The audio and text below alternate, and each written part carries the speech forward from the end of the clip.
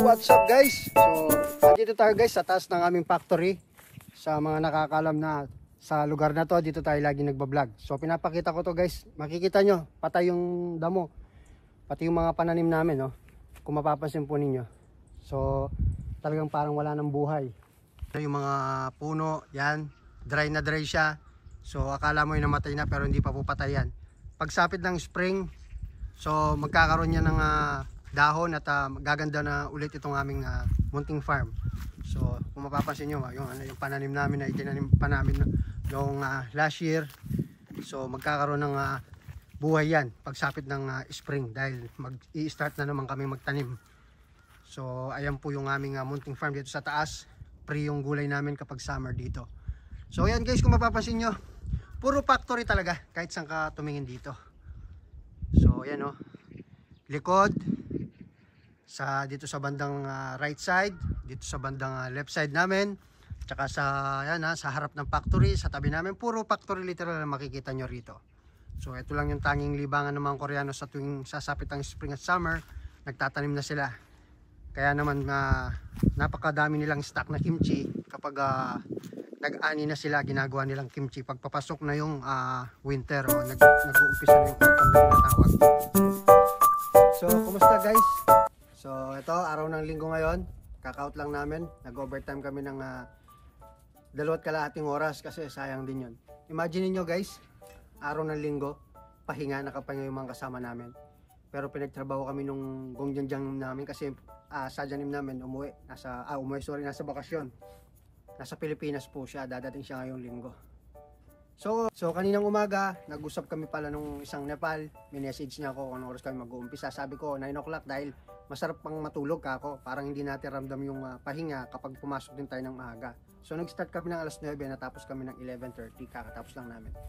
So napansin nyo guys, bilang isang OFW talagang minsan papasok tayo ng madilim at uuwi rin tayo ng madilim na. So hindi na natin nasisilayan yung araw dahil sa loob ng factory yung trabaho natin at busy tayo, minsan nag-overtime din tayo. So sa loob ng mahabang panahon, medyo siyempre nakakaramdam din tayo ng pagsasawa, di ba? Araw-araw na lang. Yun ang ginagawa ko. Gigising ng maaga, ang pasok namin 7 to 6. Kumbaga 12 hours kaming nagtatrabaho, 2 oras automatic, may overtime kami. So yun, ganun ang ginagawa ko. Gigising ng maaga, nag-aalmusal ng kahit minsan gatas na lang, tinapay.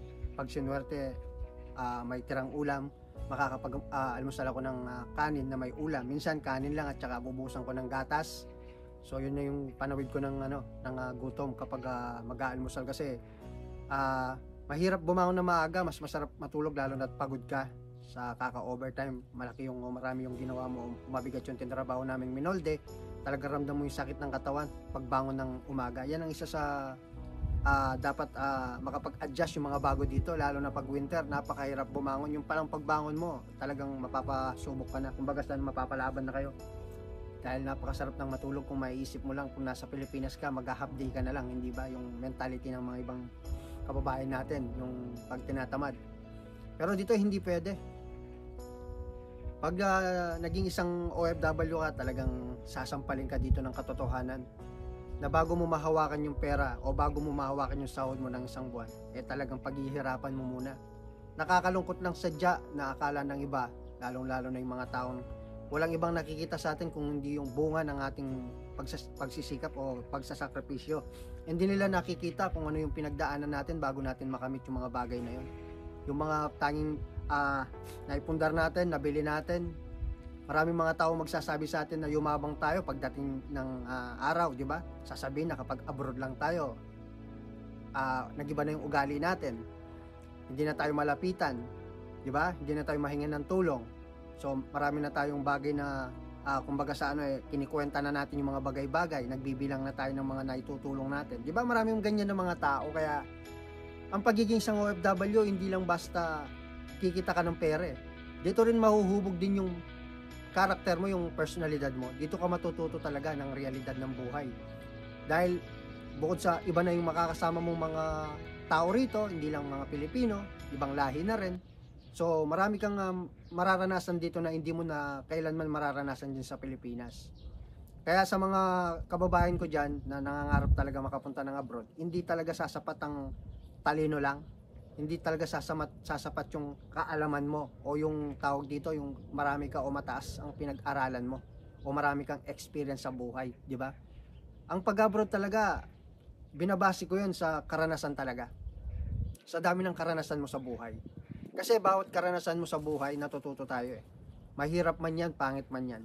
Ang iba kasi akala nila ang pagiging tagumpay ng isang tao, yung nakapundar ka ng bahay, yung nabibili mo yung gusto mo, yung talino mo, yung galing mo. Yung iba kasi sukatan sa pera, yung pagiging tagumpay nila. Maraming tumanda sa abroad na hanggang ngayon hindi umuwi kasi sinasabi nila wala pa silang pera, wala pa silang ipon. Yun ang tagumpay para sa kanila eh. Kasi alam nyo kaya ganun sila, mas inuunawa at iniintindi nila yung sasabihin ng ibang tao. So sana magsilbing aral sa inyo yung mga bagay na ipapakita ko sa inyo. Ito yung mga realidad, katotohanan na nangyayari dito. Na sa pansarili kong kaalaman, sa pansarili kong opinion, higit na mas importante ito kaysa sa mga talino o meron ka o galing sa buhay mo. Iba pa rin talaga yung dumaan ka sa mga iba't ibang, kagaya nito, sitwasyon ko na mayroon ako. Maraming umayaw dito ng mga EPS aspirant na pilit nilang hinahanapan ng dahilan ng butas para magsilbing dahilan nila yun para umalis sa ganitong trabaho, uri ng trabaho. Kaysa sa magtiyaga sila at i-overcome nila yung mga trials at challenges dito na naabutan nila, and then kung kaya nila o ma-overcome ba nila o makakapag-adjust sila. Hindi nila inisip yun, ang inisip kagad nila yung magandang mapapatakan, maabutan na trabaho. Kaya naman marami ang akala nila maraming opportunity na dadating pa sa kanila. So yung iba, namamali sila ng desisyon kasi pala desisyon yung iba eh. Akala nila yung pupuntahan nila mas gaganda kaysa sa naabutan nila. Ang hindi nila alam, minsan mas grabe pa yung nilipatan nila kaysa dun sa unang napasukan nila. Marahil kasi dito, nung pagdating nila, mahina, walang overtime, walang pasok, o mahirap yung trabaho. Pero sa kabila nun, mayroon naman din palang magandang mangyayari, diba, sa buhay ng mga baguhan dito sa South Korea. Nabubula na naman ako. So, ang may advice ko talaga, tiyagaan nyo lang, diba? So, yan ay para sa inyo yan dahil magsilbing parang training ground sa atin to sa lahat ng aspeto ng buhay. Balang araw dadating tayo sa mga pangarap natin, hindi basta mawawala yung mga bagay na pinaghirapan natin dahil subok na tayo sa kahirapan. Alam natin kung paano pahalagan yung bawat sentimo na kinikita natin. Kaya naman maraming mga OFW talaga na akala nila kasi abang buhay nasa abroad sila. Akala nila lahat ng bagay na meron sila ngayon tatagal yung panghabang buhay. Kaya yung isa nating kababayan, kung napanood nyo yung previous vlog ko last month, talagang nangihinayang ako sa kanya. Dahil sa kabila ng pinagdaanan niyang kahirapan, mas pinili pa rin niyang isuko o sukuan yung mga pangarap niya. Napaka masasabi kong immature talaga. Kaya saludo ako sa mga bata. Napanood ko yung viral sa TikTok, yung babae nagtitinda ng sandwich ba yun? Sabi niya, shoutout sa mga kabataan dyan. Nay, anong ulam? Napaka late lang ng mensahe niya pero ang lawak ng ibig sabihin yung kahulugan nun, di ba? So maraming bata na hindi lumaki talaga sa hirap. Kung may mayaman na naipapamana yung kanilang ari-arian, mga kayamanan, mga pera, ganyan.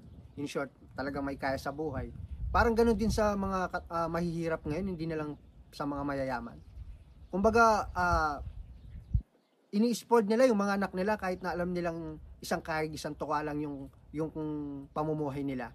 Ayaw nilang magbanat ng buto, ayaw nilang makitang mahirapan yung mga anak nila. Kaya pag napupunta sa sitwasyon na talagang nahihirapan sila, hindi nila kinakaya. Lagi nilang kailangan ng maitutulong, may isasagip, may pupunta sa kanila na maihingan nila ng tulong. Kasi hindi sila sanay sa ganung bagay eh. Kaya para sa akin, ang isang pagmumolde ng isang taong talagang tawag dito, concern ka sa isang tao, mapaanak mo pa yan, uumpisan mo yan sa pagkabata, sa childhood. Nang paglaki ng bata, alam niya yung kanat kaliwa. sa hirap ng buhay, sa katotohanan. Kaya, di ba lagi ko sinasabi sa atin, sa inyo, sorry, nung bata tayo, di ba, antas ng pangarap natin sa sarili nung nag-aaral tayo. May gustong nurse, may gustong doktor, may engineer. Ngunit pag lumalaki na tayo, tumatanda na tayo, doon unti-unti nagbabago yung taas ng pangarap natin. Kasi bakit? Kasi talagang sinasampal tayo ng katotohanan na hindi lahat ng bagay na ginugusto natin, ganun kadaling makuha. Kaya napaka-importante sa una pa lang, nahihirapan na kayo. Talagang minsan hindi nyo maipaliwanag kung bakit dumadating sa atin yung mga ganang pagsubok. Na balang araw pala yung mga kapag subukan na yun, yung trials, challenges, one day it turn on a blessings. Kasi yun ang gagamitin natin sa sarili natin. Yung mga minaliit ka ng tao, di ba? Tapos ang masama pa nun, sa dami ng tinulungan mo bilang isang OFW ka, nung kalakasan mo pang kumita. Pagdating ng araw, di ba, uuwi ka. Isa man lang sa mga natulungan mo, balang araw, ikaw naman ang walang malapitan, walang mahingan ng tulong. Tunay yan, hindi ito gawa-gawa lang o hindi ito isang haka-haka o kwento lang. Marami na tayong napatunayan na ganyang istorya. Kaya matuto tayo sa buhay. Ang buhay hindi naman araw-araw, Pasko. Ang buhay hindi naman laging kalokohan, laging inuman, laging barkada. Kung gusto mo talagang may patutungan sa buhay at darating ang araw mawala ka sa mundong to, nang may kabuluhan ng naging buhay mo, umpisahan mo yan sa sarili mo. Hindi mo yan kahit kailan makikita sa ibang tao. Minsan kasi ang tao, kahit na mga magulang mo pa yan, pag sinasabihan ka ng magulang mo kung anong gagawin mo, kung ano yung tama at mali, minsan hindi tayo nakikinig. Kahit na mga kaibigan natin yan, hindi tayo nakikinig. Makikinig tayo balang araw sa mismong karanasan natin. Bigla lang may dadating na sitwasyon sa buhay natin na kagaya ng mga sinasabi ng mga tao na sa paligid mo. Doon ka palang maniniwala kasi naranasan mo na. 'Di ba? Ganyan yung mga kabataan ngayon Kahit na concern ka, alam nilang concern ka, ayaw nila ng pinagsasabihan. Ayaw nilang may nagmamando sa kanila, ayaw ng tinatama yung mga ginagawa nila. Kasi lagi rin silang tama sa sarili nila. Akala ng mga kabataan ngayon, hindi ko nila lahat. Akala nila lahat kaya na nilang gawin Lahat alam na nila. Yan ang di ba? Di natin maiiwasan yan, aminin natin, talaga may ganyan. Kaya pagdating talaga sa realidad, sa katotohanan, sa tunay na sitwasyon, wala silang may pakita, wala naman talaga silang ibubuga. Kaya wala pa silang napapatunayan sa sarili nila. Ang tingin nila sa sarili nila, ang lakas at ang layo na ng nailipad nila, ang narating nila. Di ba? Pilit silang takip mata sa mga pagkakamali nila. Di ba? Maraming ganyan na talaga namang minsan napapatawa na lang tayo Di ba? Alam mong tama yung sinasabi mo pero pilit pa niyang itinatama yung mali niya. Kaya tayong mas nakakaintindi, nakakaunawa, minsan hindi na lang tayo kumikibo dahil hindi tayo mananalo sa ganong klaseng may pag-iisip, di ba? So balang araw, magiging madali para sa kanila sa araw na yon, sa ngayon. Pero magkakaalaman yan, titignan natin, magbilang ka ng ilang taon kung yung sinasabi niya yung kaya pa niyang panindigan pag dumating na yung tamang panahon, di ba? Kaya lahat tayo may kanya-kanyang oras. Huwag niyo madilihin lahat ng bagay. At lahat ng bagay, huwag natin tignan na napakadali lang makuha. Nakadepende yan sa mga bagay na ginugusto natin. Kaya kung gusto nyo makapunta rito, makarating dito sa South Korea, libre nyong gawin yung mga bagay na pinaplano nyo. Huwag kayong maniwala sa mga toxic na tao sa paligid nyo. Dahil walang ibang nakakakita ng magandang bukas o future sa sarili nyo kung hindi kayo. Kasi yun yung vision nyo Kayo lang ang nakakakita. Kaya kapag naniwala ka sa mga sabi-sabi ng iba, walang mangyayari sa'yo. Lagi mong tatandaan kung magkakapamilya ka man, bakit ba papakainin ba ng mga taong nagsasabi sa iyo na dinadown ka, minamalit ka, yung mga bagay na plano mo? Di ba hindi? Huwag mong pakinggan yung mga sinasabi ng iba. Bagkus mag-focus ka kung ano talagang goal mo sa buhay. As long na gumagawa ka ng tama, wala kang inaapakan tao, wala kang inaagarbyado, magpatuloy ka sa buhay mo. Lagi mong tatandaan yan. Huwag kang magtitiwala kahit kanino man. Bakit? Kasi darating ang isang araw, kahit anino mo, iiwan ka kapag dumilim na ang paligid mo.